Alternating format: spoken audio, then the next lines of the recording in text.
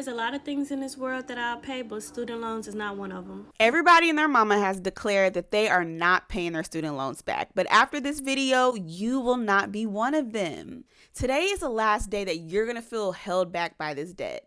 Now, I know everyone says it can't be done, we'll never pay off student loans, but trust me, I have paid off over $80,000 of student loan debt, and if I can do it, you can do it. So are you ready for a plan of action to stop ignoring these things? Then it's time to lock in. Stay tuned for this video. 5, 10, 20, 50, 100, pass it around. Hey, my name is Elena, and I'm here to help you glow up in your faith, your finances, and your life.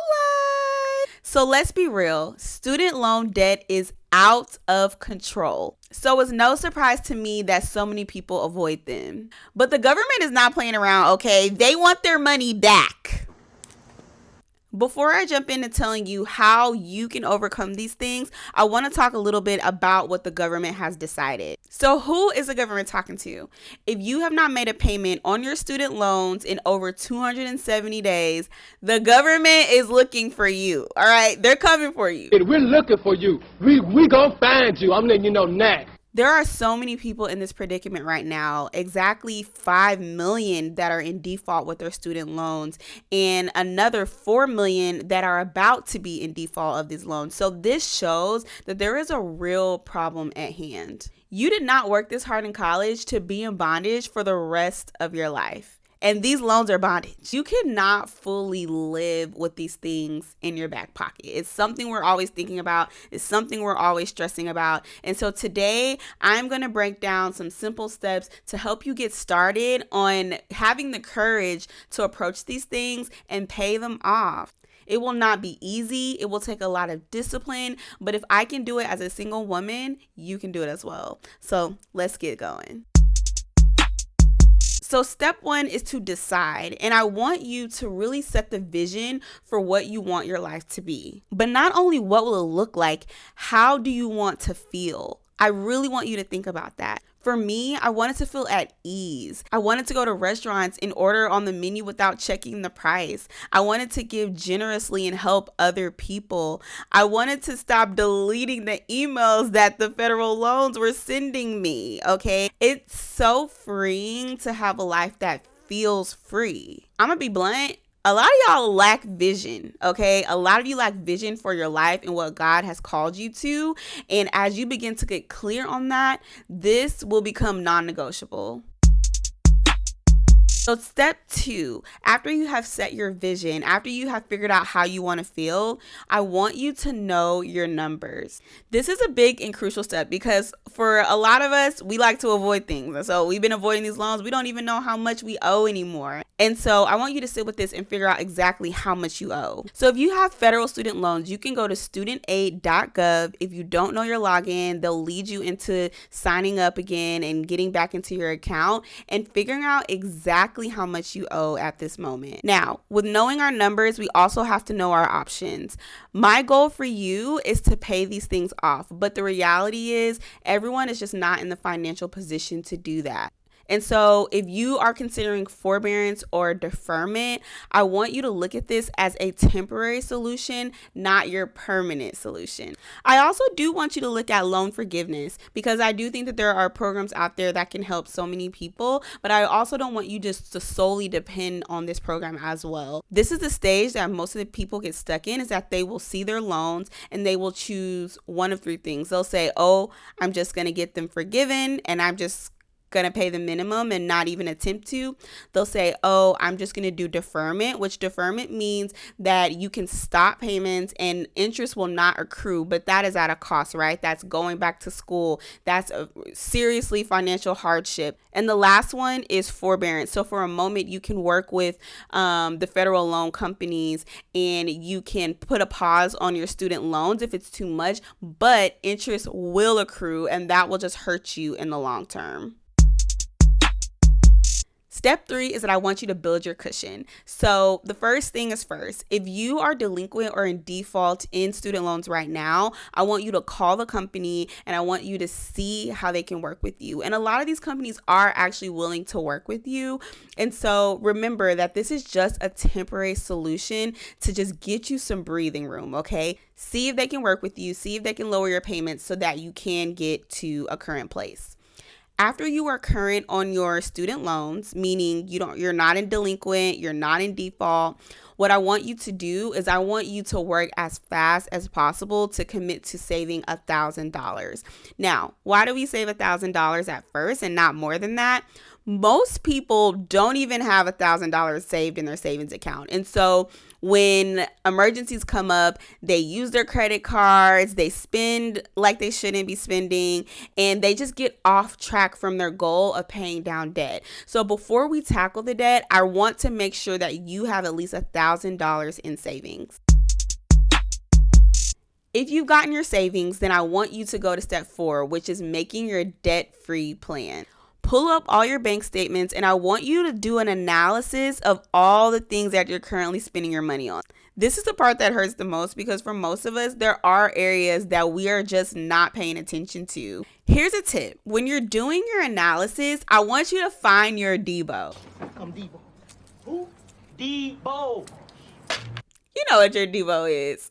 The thing that is snatching your chain, okay? The thing that is snatching all of your money out of your account. My Debo is personally food, okay? Fast food, going out to eat with friends. I love to eat, y'all. And that is my Debo. What is the thing right now that is costing you the most that you just honestly can't afford? And that's the thing that I want you to work on tackling the most, of getting that down. It could be an apartment or a house payment. It could be too many travel trips to see Beyonce or at Coachella. All this analysis will help you really get real about where you can cut back and where you can throw money into your debt. And let me know in the comments if you want me to do a deep dive into building your budget, because I do think that it's like super key into paying down debt. The last thing we want to do in our debt-free plan that we're going to build is I want you to calculate how long it'll take you to pay off your student loans. ChatGPT, that's my girl. ChatGPT is so great for this, and so I encourage you to use that. The last thing I want to say on this, because this is kind of a long section, but you're going to have to sacrifice. There is no way around it. When I was paying down debt, I did so many different things to add income, which I'll talk about in a second, but you just have to get your mind wrapped around that you're going to do this by any means possible. And my thing is, 2 years, 3 years, 5 years are going to pass by anyway. And either you can be in the same financial situation or you can actually level up and change your whole life and everything that God has called you to do and be, because you decide to be obedient in this season with paying down your student loans. Step 5 is I want you to increase your income. The reality is there actually is money all over the place, but we have to believe that. This was actually a really key thing in paying off my student loans. There's a lot of things that I sacrificed. I cut back on my budget. I moved in with family for a while to pay down debt, and I got roommates. So those are a lot of things that I sacrificed. But then there was a reality that eventually I was going to have to add additional income or up my income. So the first thing that I suggest that you do is to seek to up your income. This could be with a new job. This could be with a pay raise that you're going to negotiate. Anything you can do maybe in your current job right now, or start to look for something better. I think that this is a perfect opportunity to really grow not only your career, but also allocate some more funds that you can put towards debt. The second thing that you can do is get extra jobs. This is the thing that is not flashy, it's not fun, it's a sacrifice, but it is one of the biggest things that changed my debt-free journey. I had all kinds of jobs. I worked at this furniture store. I sold purses at Michael Kors. I started a photography business, which I still do to this day. I babysat for people. I sold clothes on eBay. I mean, I was really trying to figure out anything that I could do. Like literally, there's probably something sitting in your house right now that you can put and sell and put towards your debt. You can create your own job, whether it's doing makeup or hair or lashes, or in your own field, think about it. Could you do photography? Could you do copywriting? Think of the things that you're actually already doing, and maybe that's something. Are you a good cleaner? Could you offer cleaning services? There are so many things that we actually could probably create if we just sat down and got creative and think about it. And again, like I mentioned, quick cash items. Are there things in your home that you could sell? Should you sell something that's costing you money, like maybe your car, and getting a cheaper car? So I think this stage is really not only evaluating where we can cut back, but also evaluating where are areas that we can add. Now, the last thing I want you to do in this student loan plan is I want you to check in with yourself. You need to revisit this plan often, okay? I revisit anything financial with me once a week because I want to keep that in my brain of my goals and where I'm headed. I want to keep seeing, are there areas that I need to tighten up in? Are there areas that are giving me challenge? And so by checking in with yourself, you can do that. A good tip is that if you want to check in maybe like once a month, do it before payday, or twice a month, do it before a payday, so that when payday comes, you know exactly where your money is going, and that's where your budget will come in handy. And lastly, you got to take small breaks and celebrate small milestones.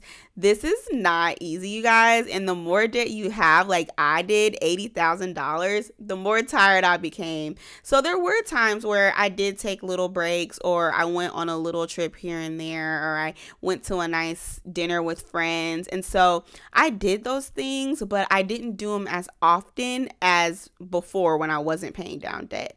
And so plan those things out so that you don't get tired and fatigued. So let's go over this one more time. The first thing you're going to do is decide. You're going to decide that you're going to do this and that you're going to be different. Everyone else is running around with their heads cut off, okay? But you're going to be different. You are deciding that you are going to change your life and your family's life.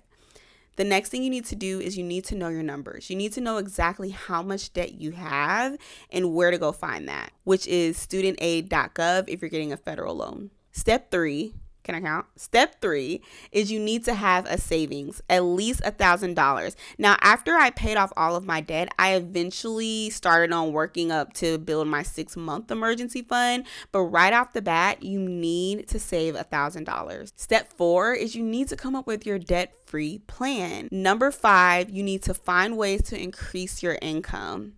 And number 6, you need to check in with yourself. I hope this video helped. I hope to spark some inspiration for you. If you have questions, leave it down in the comments. And I plan to do so many more videos for this as we walk together with our faith and as we walk together with our money. So subscribe, give me a holla, and I will see you in the next video. Bye.